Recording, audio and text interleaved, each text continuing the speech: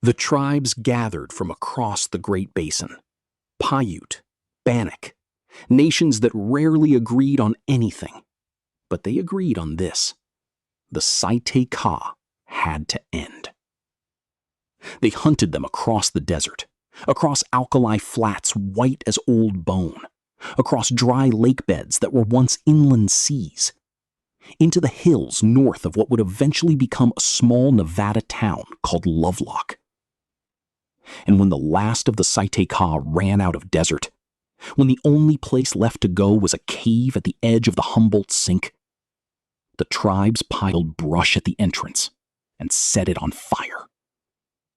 That's the Paiute oral tradition, recorded in writing in 1883. 29 years later, archaeologists opened that cave. They found red-haired mummies, evidence of fire, 2,000-year-old duck decoys so perfectly crafted they could still fool a canvasback duck today. And this is the story the Nevada desert tried to keep. The Northern Paiute have lived in the Great Basin for thousands of years.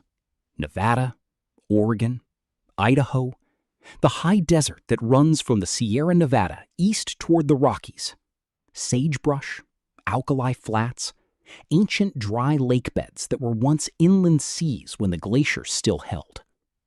They knew this land completely. Every water source, every seasonal route, every cave in the rock.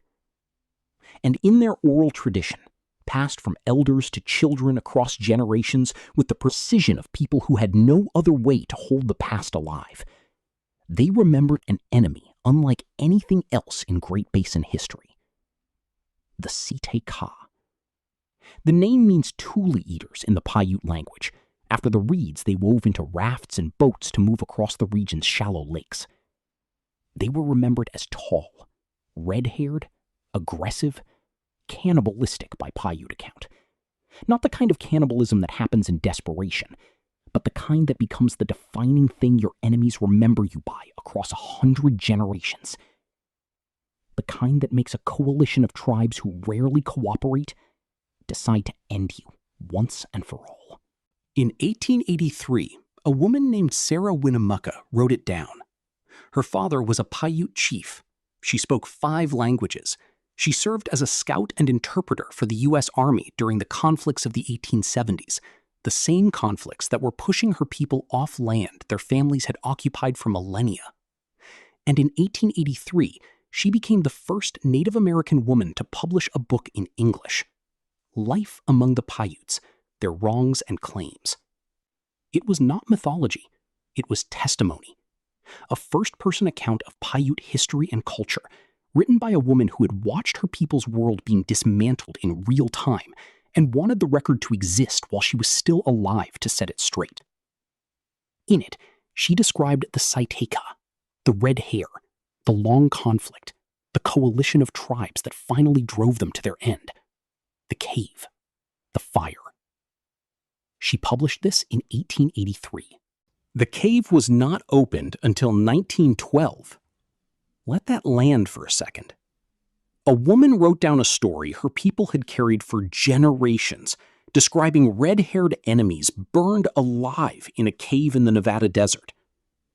29 years later, the people who opened that cave found exactly what she said was there.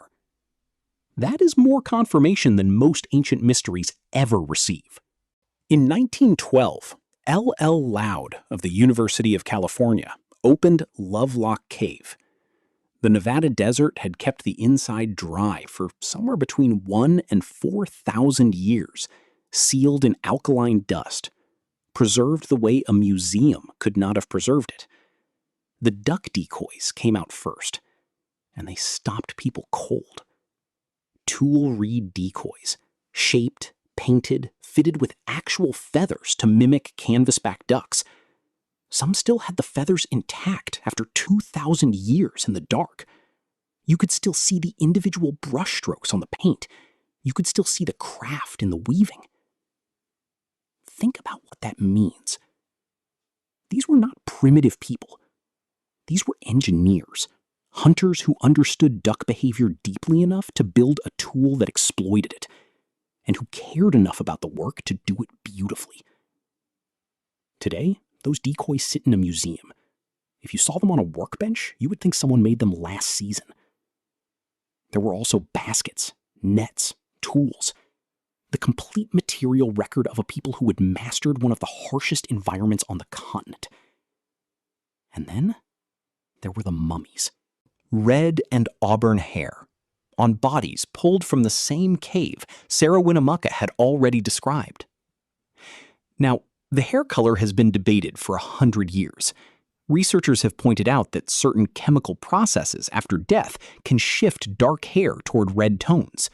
Tannins from the desert sediment, mineral reactions, time itself doing things to color we don't always predict. Maybe. But here is what we are actually working with. A 29-year-old oral tradition said red-haired enemies died in a Nevada cave. A 1912 excavation found red-haired mummies in that cave, along with evidence of fire at the entrance, exactly where the tradition said it happened. Whatever caused the hair color, the cave is real. The fire evidence is real.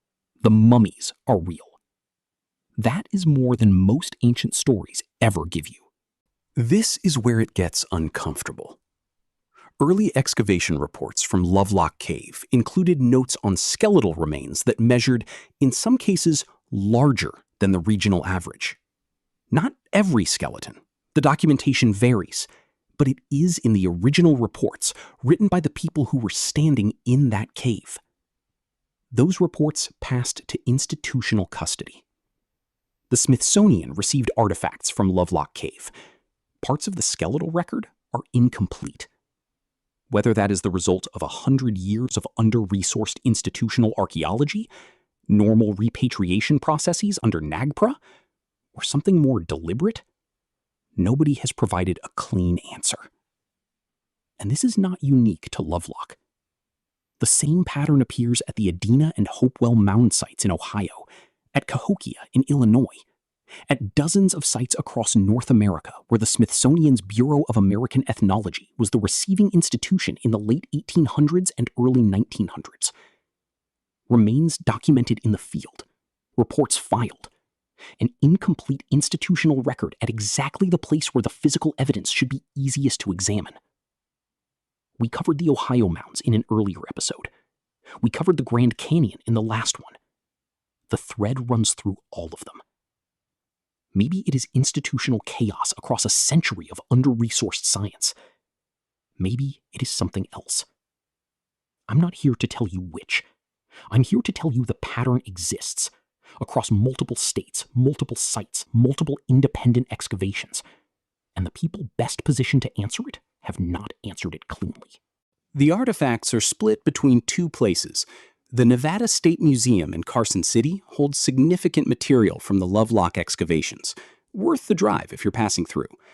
In Lovelock itself, the small Lovelock Archaeological Museum in town holds the most accessible pieces: duck decoy replicas, excavation photographs, original documentation you can stand in front of and read. Admission is low, the staff knows the story. And then there is the cave itself. Bureau of Land Management land, south of Lovelock, in the Humboldt Sink, the flat alkali basin where the Humboldt River runs out of water and disappears into the ground. No fence, no trail, no ranger station, no sign that says anything happened here. Just a hole in the rock at the edge of the desert. When the seasonal rains come, shallow water fills parts of the sink. You can stand at the cave entrance and see what it looked like when people lived here. The wetland that drew the ducks, the shallow lake that made Thule Reed boats practical, the landscape that made the Si-Te-Cah story possible. Find it on our map at trekforfree.com. Filter for caves. No paywall, no login. The Paiute remembered. No paper, no institution, no museum. Just elders and children and the careful, deliberate passing of what happened, carried across generations, until a woman named Sarah Winnemucca sat down in 1883 and wrote it in a language the archaeologists would eventually read. When those archaeologists opened the cave 29 years later, the record held. Red hair, fire, the cave. Whatever the Si-Te-Cah were, a separate population, an isolated culture, the remnant of something older that the Great Basin tribes outlasted, we don't fully know. The physical evidence that might answer that question is the same evidence whose institutional trail runs cold. But you can go there this weekend. No guided tour, no entry fee, no reservation. Just a long drive through the Nevada desert to a cave where something happened that nobody has officially explained. That's the Trek for Free way. I hope you enjoyed this episode of Trek for Free Adventure Stories. If this sounds like your kind of expedition, give us a thumbs up, subscribe so you can catch the next one. In the spirit of adventurers of yesteryear and the storytelling legends of Louis L'Amour, I hope we find a place in your travels. See you on the road. Until next time, adios.